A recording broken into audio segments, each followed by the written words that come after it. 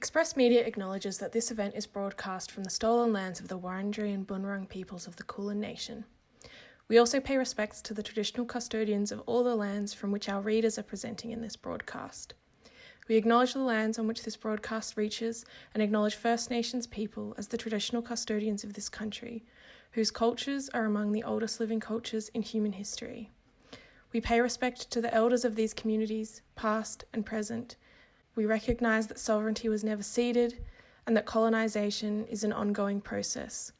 It was, is, and always will be Aboriginal land. Hello, Agent. I was just examining one of the documents from the latest cache of digital literary artefacts curated by our Special Ops team, codename EdCom.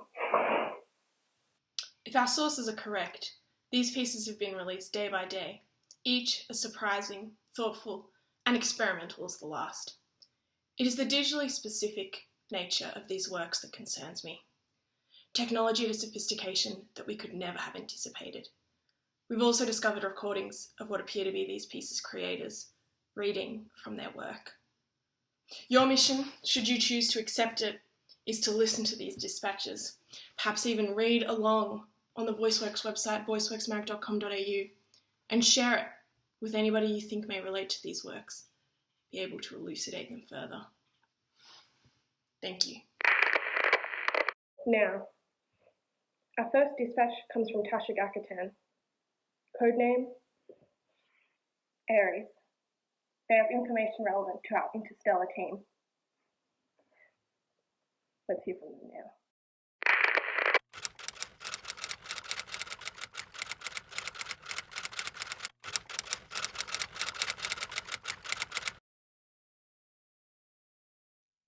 Hi, this is Aries. I'm going to be reading a little bit of my piece, The Moon Has Not Vanished.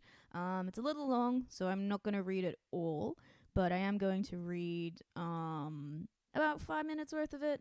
We're going to see how that works. So, without further ado, The Moon Has Not Vanished, a reflective piece by Aries.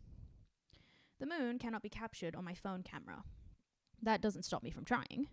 Although I haven't yet succeeded, and to be perfectly honest, I kinda like that I found something that my phone can't do. Pictured the moon far away, a lens flare near the trees. An eye unable to see. Pictured the moon far away, stained orange by the sky. Shutters and apertures and lenses that, for once, don't hold a candle to the real thing. Why can't I take a picture of the moon? How do I get my camera to pick up the moon? How do you take a photo of the moon without glare? Do I need a filter to photograph the moon? The moon is very far away. It's actually very bright, but surrounded by very dark sky. Most phones lack the necessary controls.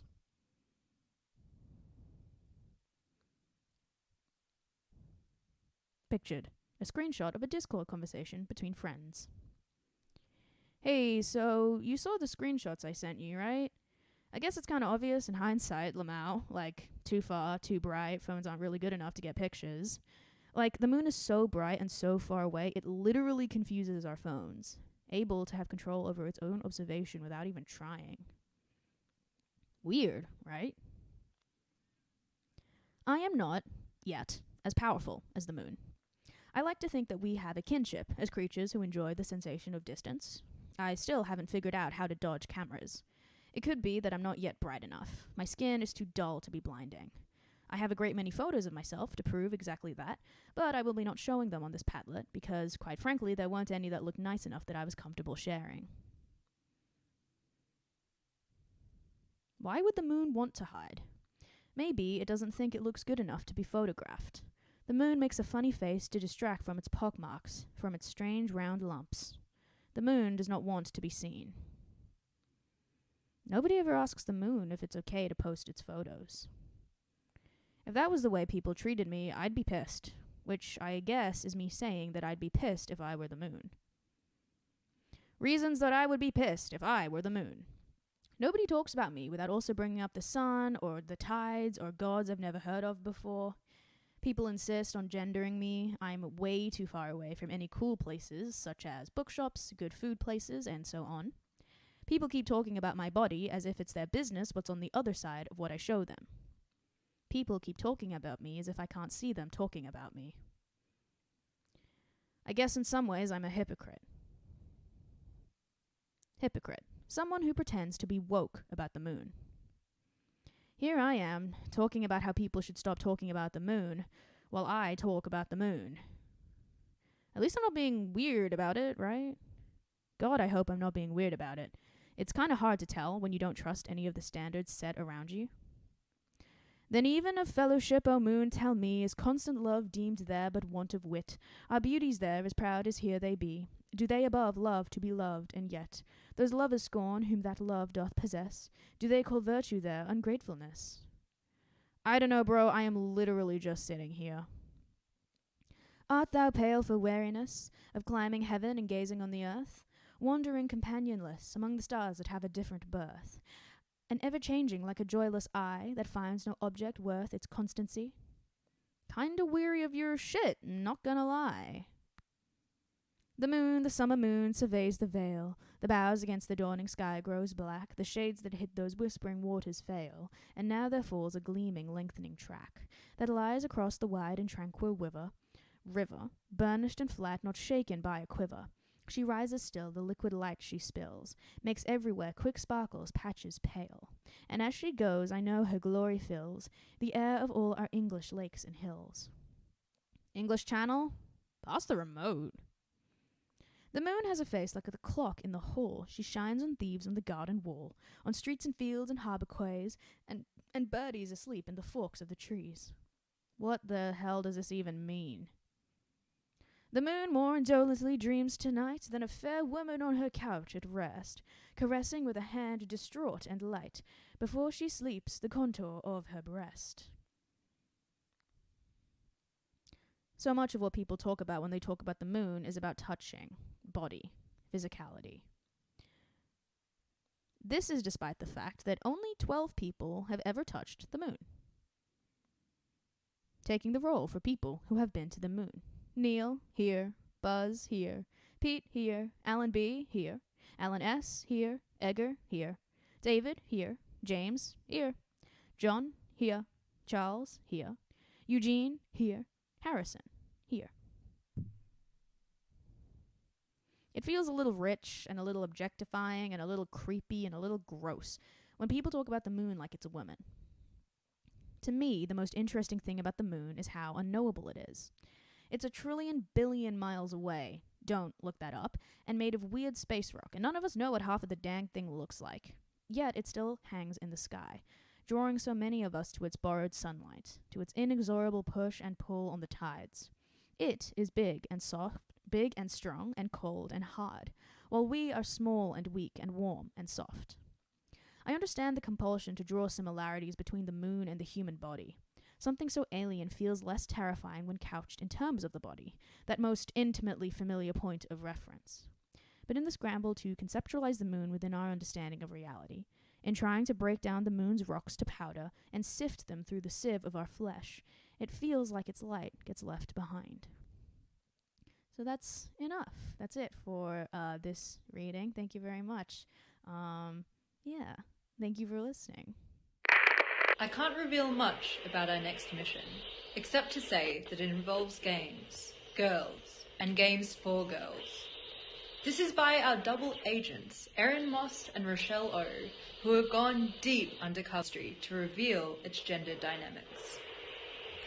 This message will self-destruct.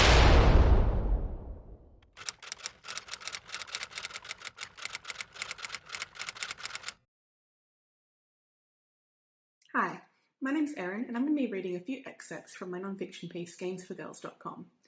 It was intended to be pretty non-linear, so that you could read through it by playing it like an early 2000s Flash game. I am super thankful to Rochelle for her absolutely amazing illustrations that have really brought this nostalgia to life, and I thought I'd show them off by putting together a few cute little outfits and then reading the parts that go along with those. I'd craft masterpieces for my brother to play as in Tony Hawk Underground.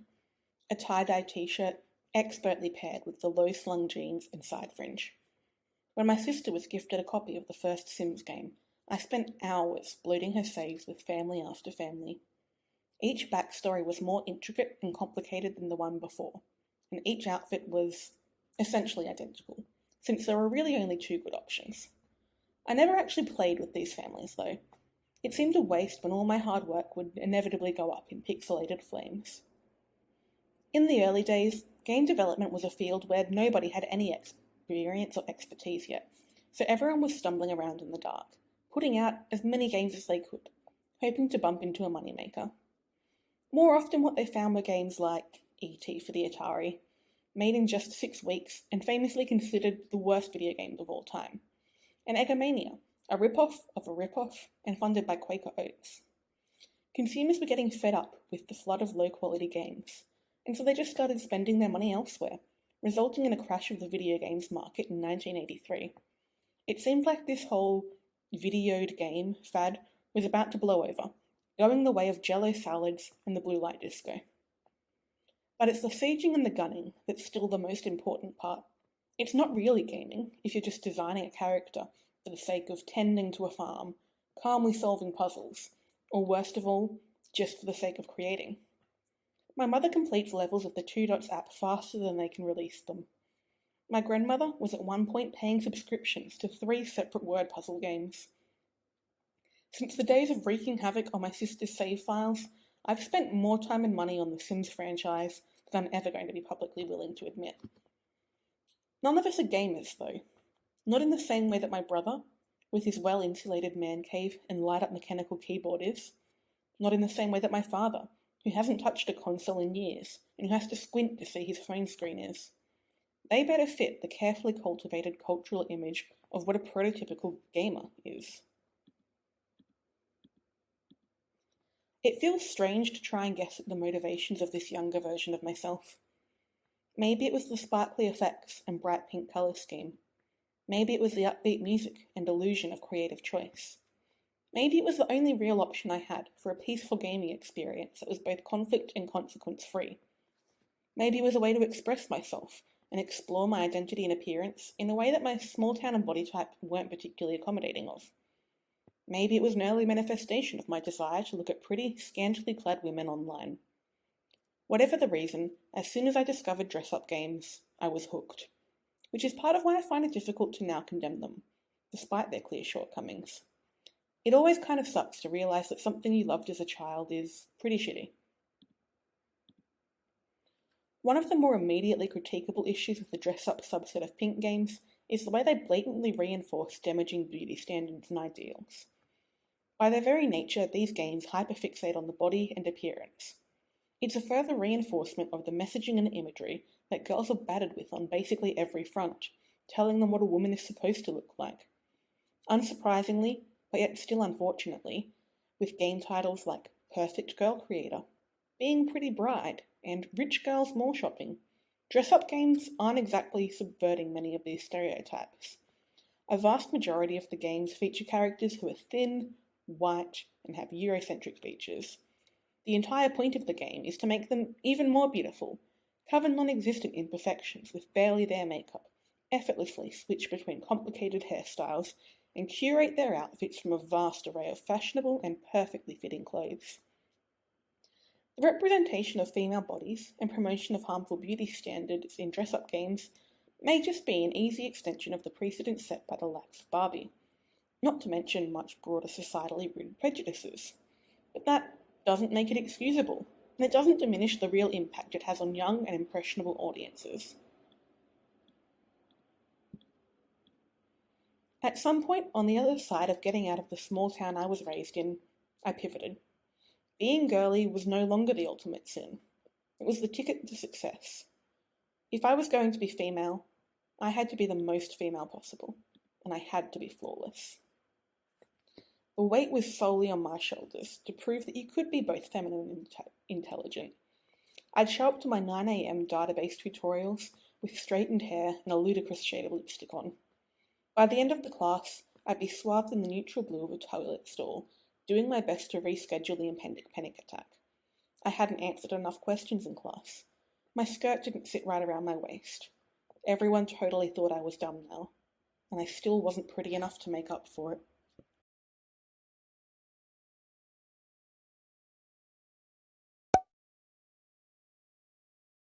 We've got another transmission from Joanne, who did the piece Don't Break. It's this lovely, cute and dreamy poem that intersperses music throughout, and it was such a joy to work on this piece with Joanne.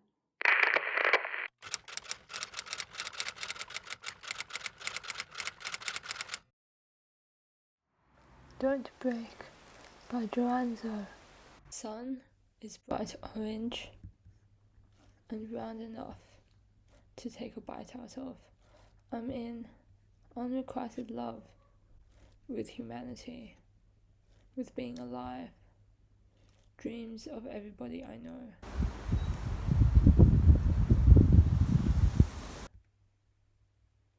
It rains and a puddle collects on the sidewalk, a mirror for shimmering sky.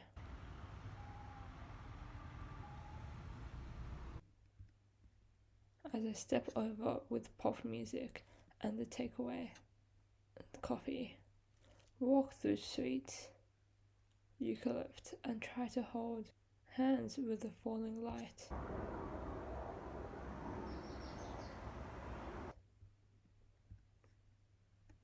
There are worse things in a world that can't love you back.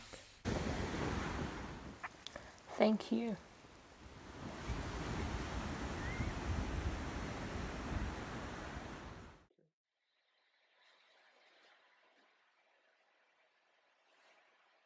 Sorry, I just had to check. It is with deepest regrets that I must inform you we have discovered a double agent in our midst. Someone on Team EdCom, someone you may indeed even recognise, has been discovered in our latest wise to be an excellent writer. I can't pretend it hasn't been a hit. Please, take it away for Carly Stone.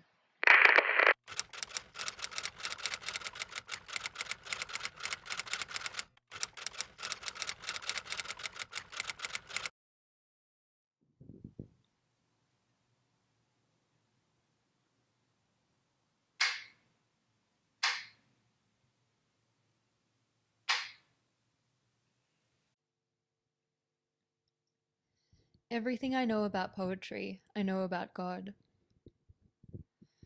Poetry was an idea about a mountain. The relation between physics and philosophy was a triangle.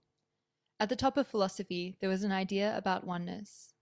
At the top of physics, there was an idea about oneness. The plan was that the spirit and the scientist would meet at the top and shake hands. The problem was that, in order to get there, they would first have to break through the storm cloud of substance dualism. The breakthrough could only occur in the first person, which is why the archive had to take them at their word. There were many poets living at the base of the mountain. Many of these poets had caused a lot of hurt to the people they cared about. Maybe these poets ran away at the first sign of the hurt, thinking they would cause less hurt that way. Probably they ran so fast their feet bled. There is at least one poet who worries about what will happen to them if they give up and go to church. Probably the priest will say, "Hey, look who came crawling back here." The poet will be on their knees with a bird in their mouth. Eve Kosofsky-Sedgwick wanted to know what it meant when her cat brought small, wounded animals into the house. She thought maybe the cats were playing the role of the educator. Then God, from the mouth of the cat, said, "Nobody means anything," or "Everything means itself." Then the poets started chirping. Poets are famous for worrying about having birds in their mouths. Birds are famous for worrying about the teeth of poets. The poet was so eager for enlightenment that they thought they could eat seeds. A bird eats a seed, a cat eats a bird, the seed lands in a forest and grows up there. The poet did not know there would be fruit. The poet did not know that they were the bird and also the forest and also all the trees that did and did not grow up there. Maybe God had caused a lot of hurt to the poet. Maybe this hurt had happened to their parents and their parents' parents. Maybe God knew he was the hurt and also the growing up in it. Maybe the poet would dedicate themselves so entirely to this hurt that they would never get the chance to grow up in it. Many cats together cause birds. Many wounded animals together cause enlightenment. Many poets together caused a mountain. Then the bird and the spirit would shake hands inside the mouth of the cat. Then the bird and the cat would shake hands inside the mouth of the cat. Then the bird and the volcano would shake hands inside the mouth of the cat. The mouth was an idea about poetry. The plan was that everyone would go to the mountain and rub their mouths together. Then the volcano would walk out of the mountain and rub its mouth on everything. Then the volcano would become a story about a mountain. Then the poets would come to live at the base of the mountain. Then God would say, "Hey, look who came crawling back here." Then he would shake hands with all the poets who did or did not write a poem there. Our team have made some breakthrough discoveries. Deciphering the code in Kip Young's secrets may just have been the secret to the whole thing. Let's look at it together now. Thank you for watching the launch of Voiceworks CIPHER. Be sure to read the pieces in full on our website, including this interactive comic by Kip Young.